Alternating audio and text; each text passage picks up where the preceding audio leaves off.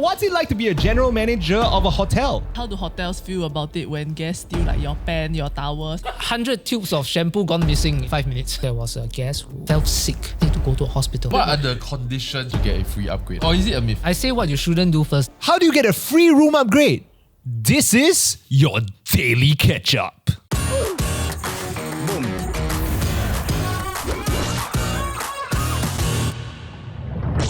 Okay guys, before we start the episode, we've noticed that more than 50% of you are not subscribed. So as Denise would say, just smash that subscribe button, smash it real good. Alright, now on to the episode. Today's episode is brought to you by the Singapore Tourism Board. So what's it like to be a general manager of a hotel? I wouldn't know. But today we have someone who does. So this very well-dressed man is Roy Liang. He's a general manager of Dao by Dorset AMTD Singapore. Yes, that's the hotel's actual name. And the vice president of Dao by Dorset, completely different thing, more of a corporate role. Roy has previously held management roles in Indonesia and Malaysia and is also one of the youngest hotel GMs Yeah, I was gonna say, in looks really young. Singapore. Wait, how old are you? Are you like 30 years old? About 19. 1990. 1990. Actually past that, yeah. 1986 actually. 37 this year. Oh, so you just look young lah. No, I'm kidding. You are young. Okay, but welcome to the show! Welcome to the show! Wait, Thank you. but what does a general manager do? Well, the general manager manages the Generally. hotel's business, as the title suggests, general manager. In each hotel, there are typically about 10 to 12 departments. So I have 13 varied departments that I have to manage. Before you were a hotel GM, right? I found out that your first job in the tourism sector was a duck tours tourist guide. I got two questions. Why? And how? Brings me back really happy memories, I must say. Because after national service, that time we have 6 months of break before going into university. And I felt I didn't know what to do in my life. So after that, someone told me, say, hey, you want to earn some good part-time money? It's quite good, no? You earn a lot more than waitering at a table. Yeah. I said, okay, man, rock and roll, give it a try. So they brought me to duck tours and hippo tours. And I'm like, wow, not bad. Wait, there's a hippo tours? Oh yeah, hippo tours is actually part Open of duck top tours. bus, right? The open top bus. Wait, then duck is the one that go in the water. Duck is the one that It's shaped like more a duck. family. I mean, not shaped like a duck, but there's a duck. There's a duck head on like the front of the boat. Is Not that like what- exactly. They just painted the face. Yeah. It's a Military vehicle, actually. It's an Oh. amphibious It's Yeah, an yeah, amphibious yeah. He military knows his stuff, vehicle. yeah. I took the duck tour twice. Very funny. Both times the fella damn funny. Oh, okay. Like, do they give you all a joke book? No. So in pure my talent. time, you have to prepare a script yourself. Oh. Right. Yeah. So you go through a few rounds of training, and then I remember we used to do about probably 9 rounds a day, 8 to 9 rounds. So actually, by the second month, sometimes when I fell asleep, I can remember I was just going through my commentary in my mind, because I say it so often, right? But it was quite fun because every group you get a different. You get a different group of audience. It's like a show, when you are. When It's you're really on it. stand-up comedy. You know, it really stand up. That's probably the founding of stand-up comedy, man. The founding of stand-up comedy is in duck tours. Roy Liang is just Tour guides, established. tour guides. Yeah. Wait, sorry, so you did like duck tours because it pay well at that time? When I started doing this, I quite enjoy telling people about Singapore. Do you have like a favorite story? Oh yeah, if you look at the duck tours route, the Hippo bus, you actually pass by Raffles Hotel. Some people actually say that the last tiger was shot in Raffles Hotel. Singapore's last In tiger? the It hotel. was rumored, yes. They really did shoot a tiger in Raffles Hotel, but people were guessing whether it was the last tiger. It was Wait, under as in it was like a wild tiger. wild tiger. This is actually one of my favorite stories Yeah. from Singapore history. Just randomly found out that a tiger got shot in Raffles Hotel. Then I found out is that Raffles Hotel sells merch of these tigers, and there's like a children's storybook about how a tiger got shot. Very inappropriate. But I don't know how to feel about that. there's a tiger plushie. History is history. You can't change it. Yeah, There's a tiger plushie, then next day they sell the gun. Free bullet included. So then, of course, must tell them, make them feel a bit sad. Last tiger is gone. But fortunately, nowadays you still have our tiger in Singapore in the bar and billiard room now. Your tiger beer. And I go, You just dead now. let's go and have a drink. Funny man. You were a tourist guide, Yeah. and then Now you are a hotel GM. Yeah. Like, what's the in between here? When I went to university, I still felt like quite a bum. I didn't know what I wanted to study, so I chose to just do a general business management degree. So I studied at That's what I did. Nanyang Business School. Yeah. And fortunately, in those days, they had a specialization called tourism and hospitality. And yeah, I was quite lucky. Stars were quite aligned, and they had a scholarship at that point of time, which I managed to get. So because the company that gives the scholarship is CapitaLand, and they have a hospitality arm. Right. So I would have to be bonded to them, and that's how I started my hospitality journey. I was very lucky that when I entered the workforce, the company made it a point to have a talent management program. I managed to be rotated amongst the operational departments, the support functions, and after that, then they posted me to Jakarta. Okay, go there and do what? I go there and hit the property. So, Oh, wow. so I went there to become the residence manager for Somerset Grand Citra. I spent 2.5 years in Jakarta. Then I went to Malaysia. I was part of the opening team for 2 other hotels in Malaysia while I was managing one. Then I moved back to Singapore. Hey, good on you, man. Thanks. Great life. Just, Carry on. yeah. I'm proud of you, man. So you sleep in the hotel? I only stay in the hotel when I was posted overseas. As glorious as it may sound, I was posted to a property where it was old. I think about 20 years old without renovation. Do you get the big suite? I got a really big room, but that's only because the property has Big rooms in general. has an abundance of big rooms, and the big rooms were not very popular. Remember, the property is quite old. Yeah. So actually, not many people want to stay in a very big room because If you stay alone, it's quite scary, lah. yes, and it was a 3-bedroom. I remember that's 190 square meters. Hey, bigger than my house. It's not weird that like on your off time, then you wear like comfortable clothes, so like the guests can see you in your Yeah. spiffy blazer. Also, you never most know hours. when your next door neighbor is the GM of the Then hotel. you open the door, it's this guy like, Go and stay, brushing his teeth. And then you see Especially when you get the big room.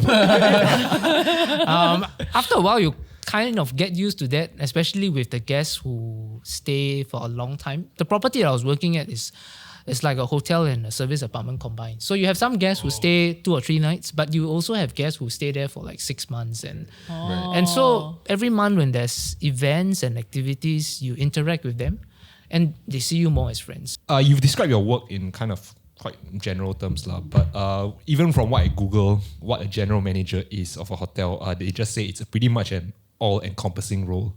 So like, I just want to know like what's the day in the life of Roy? You know, what's your day-to-day like? So as I mentioned earlier, there are 13 departments under me in my hotel now for the GM role. Let's say morning I go in, I will first sit down with my sales and revenue team to look at the rates that we are selling. A hotel is like a stock market. You price your rooms at different days, different months of the year to get the maximum revenue.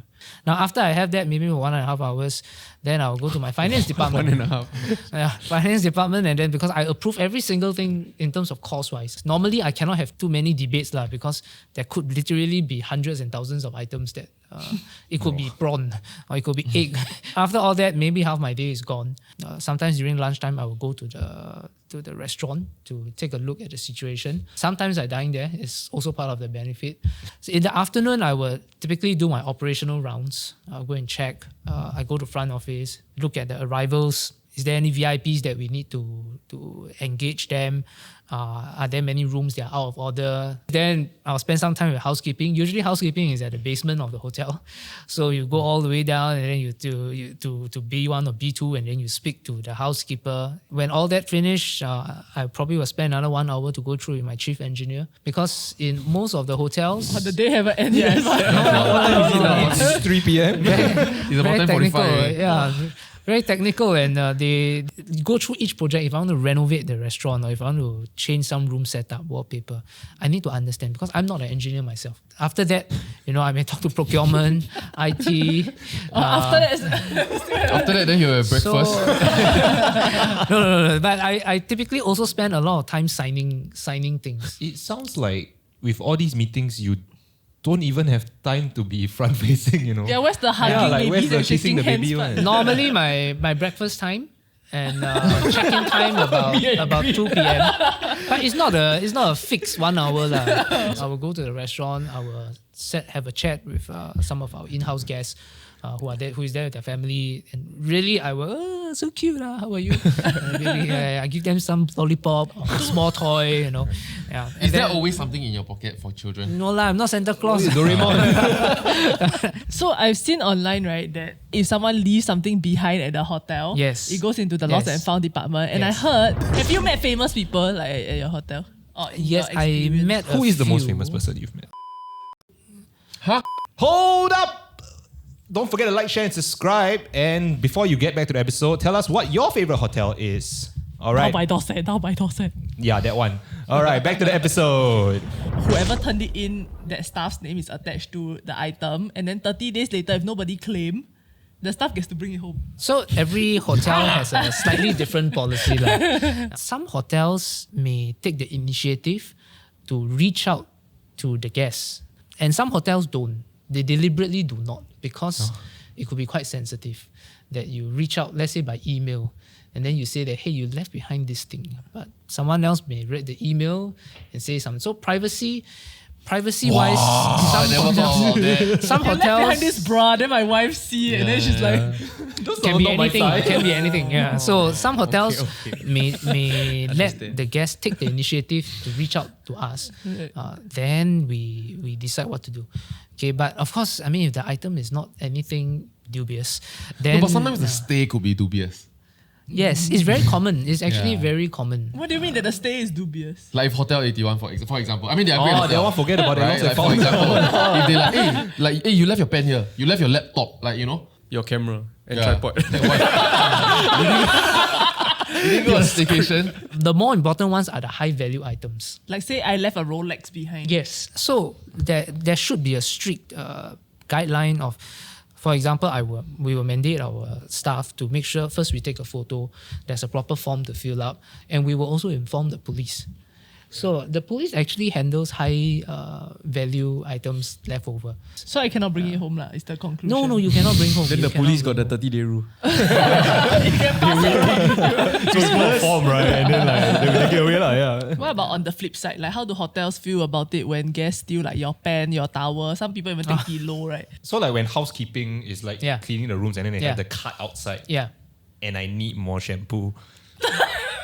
Then you just go there and squeeze it into your own bottle. No, it's the little bottles, what? If So you need more shampoo, then call them. it's really there. And No, he's yeah, cleaning- usually, the cart's at the hallway, right? Yeah. Yeah. Then the Housekeeping housekeeper is cart. inside someone's room. Yes. Yeah. So you're just standing there. I really just want water. I see water. Yep. And then it's free for all. Is it? No, I don't know. The question is it okay to walk there and take the water? Or I must If wait? it's me, what I would do is, normally the door will be open if a housekeeping cart is in front.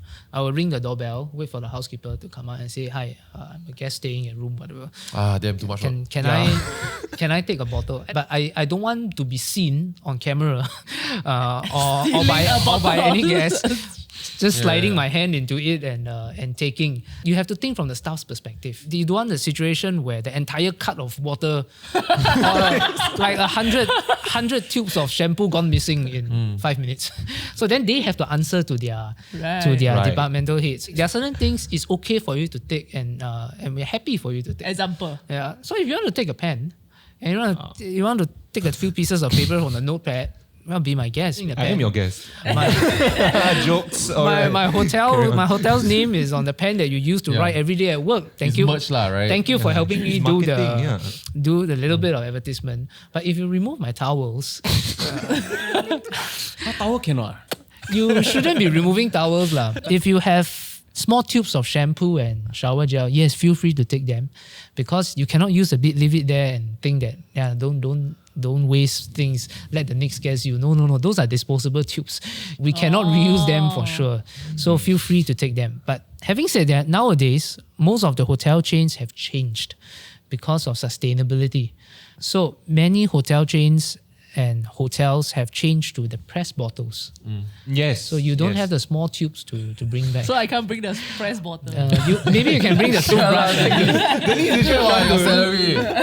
Normally it's locked lah. So there's a small mechanism where the housekeeping department will have an Allen key. You can remove the lock. so sad. And We don't trust these people. Taking it to the point that you There was a time when there was no Allen key and someone took the bottle straight away. But there are also many occasions where some of the guests really love my shampoo and shower gel that they brought PET bottles to pump it out. And we don't stop them. Yeah, I mean it's within your room. It's your right. Yeah, you do it. We refill it. It's a small thing. If you like it, great. Enjoy it. Yeah, tell people about it. But maybe you don't want to tell people that you brought PET bottles. But you just did though. There should be metal detectors before you leave. he's just standing outside the room watching you like there's nothing you can do What about are it. the conditions, right, for one to get a free upgrade? Ah. Or is it a myth? No. We give free upgrades quite often. So we get the normal stuff out of the way, okay? Sometimes we overbook, right? Yeah. So we overbook, we upgrade you to a higher tier. Okay. Yeah. Sure. Then sometimes we make a mistake, we upgrade you to a higher tier. Sure. Yeah, So that's not what I'm talking about. of course. What can we do? Yeah, what can I proactively do to optimize my chances? Yeah. I'm thinking that being nice is step one. Yeah, step one. I say what you shouldn't do first lah. Don't go to the counter and say that you are so and so. And Do you know who I am? It's actually quite common. Yeah. They don't say it like blatantly, do you know who I am lah, but they will hint.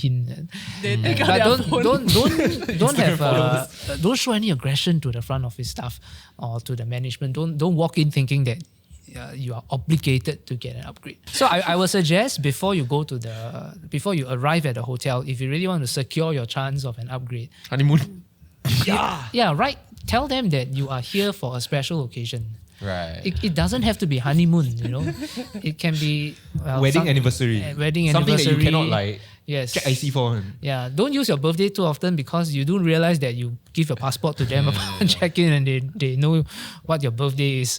Okay, but it's okay not to have anniversary or etc. You can just say it's a special occasion. I really, really want to delight my girlfriend or etc. I be sincere about it. Like in the booking form lah. You can send an inquiry one. Every time you make a hotel booking, they usually have a Remarks. email or either remarks or an email where you can directly send, and then you can detail down, be sincere about it, say that you are really here to celebrate a very important occasion. It would be really grateful. I would be really grateful if you could provide me an upgrade. And Also, you begin even before showing up.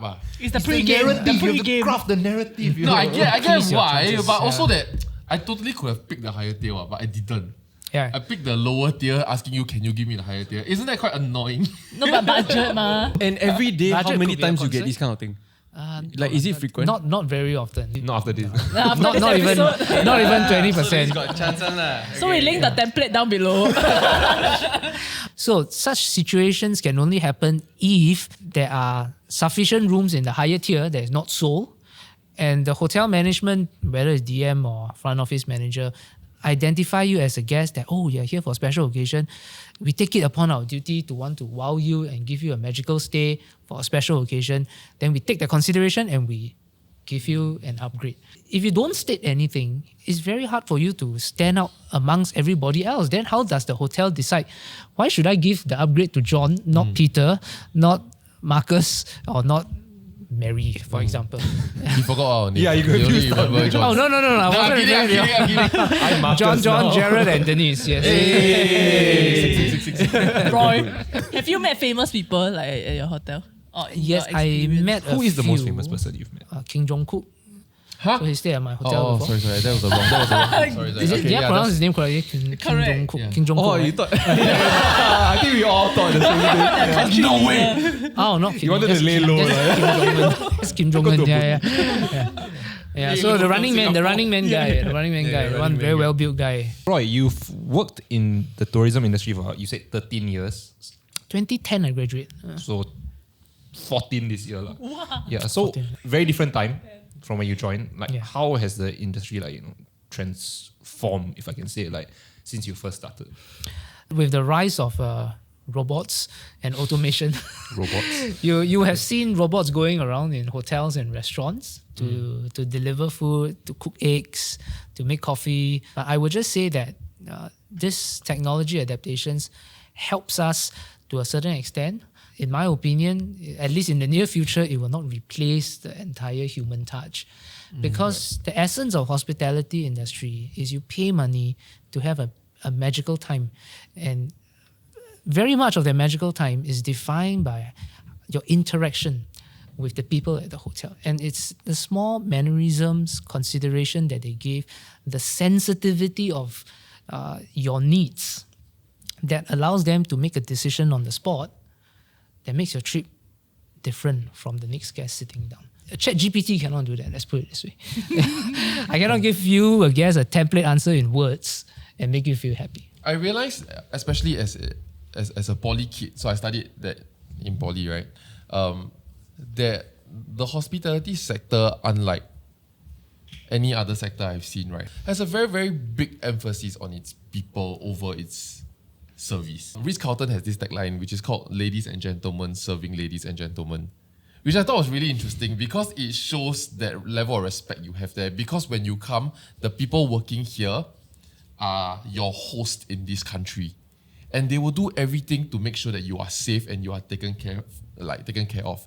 So like last time I was working part-time, I think, in MICE. Wow, damn fun eh. The company that I interned with, right, they do medical events one. So it's like the Association of the Cardiovascular, blah blah, or the gastroenterology, stomach one.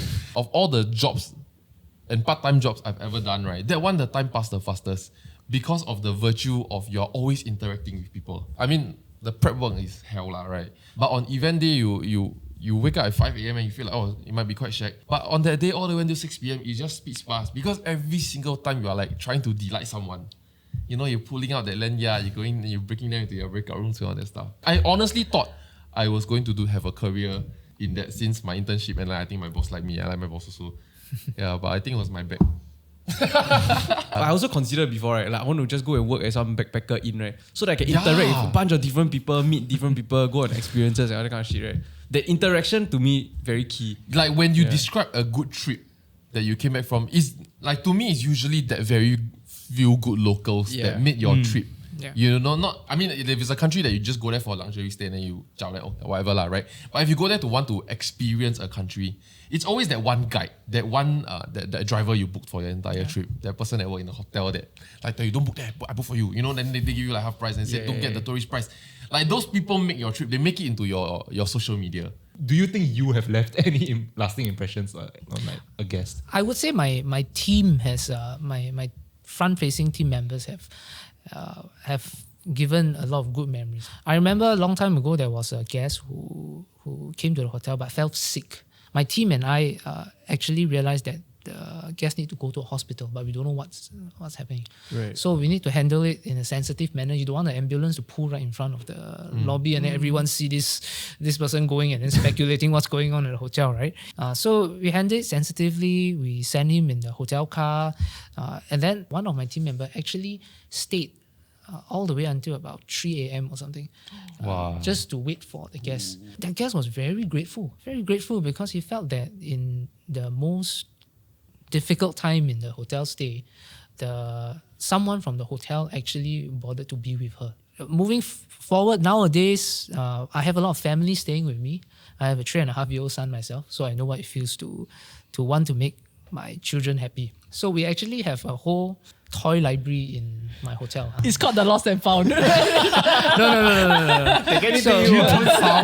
No, it's not. I guarantee you it's not. So it's actually toys that we loan to our guests across all ages. Can I ask for one, like if I really wanted to? You cannot bring home lah. You play when you're there. Because we want to let parents know that, you know, when you go overseas to stay with your children, right?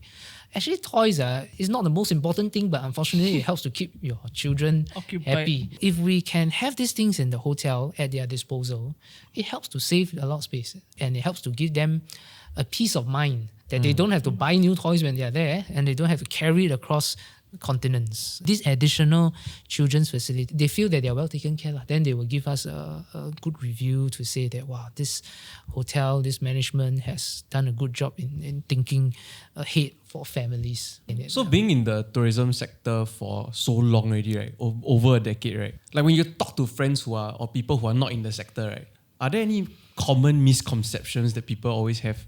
I think most people think that when you work in a hotel or hospitality industry, it's always a rank and file role. Because for many decades in Asia, that has been the situation, parents' time or grandparents' time. Right. Over the past few decades, the expansion of hospitality industry across APAC means that there are first more Asian hospitality companies. Second, they need Asians who are competent, able to communicate, sensitive to the cultures, to manage hotels, even for the Western chains. Mm-hmm. We always try to dispel the myth there's no career progression. People always think that you will forever be standing at the front desk, you will forever be a concierge, you will forever be a housekeeping supervisor or room attendant. But the truth is, because there's a dearth of talent, especially local talents in Singapore, if you are passionate about your role, you produce results, and you can communicate your thoughts and your ideas well enough, there are a lot of opportunities because there are so many hotels. So what would be a pro tip from you, right? For somebody who's interested to join the sector potentially? Depending on your career aspirations, if you feel that you are ambitious, you have a very good educational background, but you don't know whether you should step into this industry, you should attempt to join companies with some sort of talent management program. They give you opportunities over span of the years to prove yourself. Right. It doesn't mean that you're guaranteed to become a CEO by your 55, but at different stage of your progression, you have to prove that you are better first compared to your peers and people who have done that role for many years.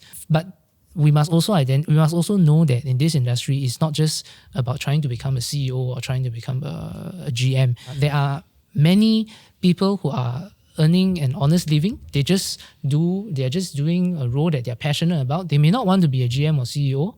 They could be just a front office receptionist, a duty manager. How you succeed in it, how fast you get promoted, really depends on your results and your effort while you are at job. On the contrary to like robots replacing like roles in the tourism sector, right? Like I remember reading an article where actually new roles are even being like created. Like what I saw, some examples are like sustainability manager, carbon accountant. Carbon accountant. No idea what it is. And what some roles in the tourism sector that people might not know about. Yeah. So you're right to point out in the recent years, a very important role and the popular role is sustainability manager. And this happens mainly in chains, not so much independent hotels. So in chains at the corporate offices, they may recruit someone to just look at how the entire company, how there can be the right policies in place to ensure that as a brand, they fulfill certain environmental sustainability guidelines. If you were not a GM, right, and you could pick one other role in your company to do, right, which do you think would be the job you enjoy the most? Probably marketing. I enjoy seeing how the hotel's reputation increase through digital marketing, loyalty marketing, through different campaigns. The difference it makes to a hotel, it does magic.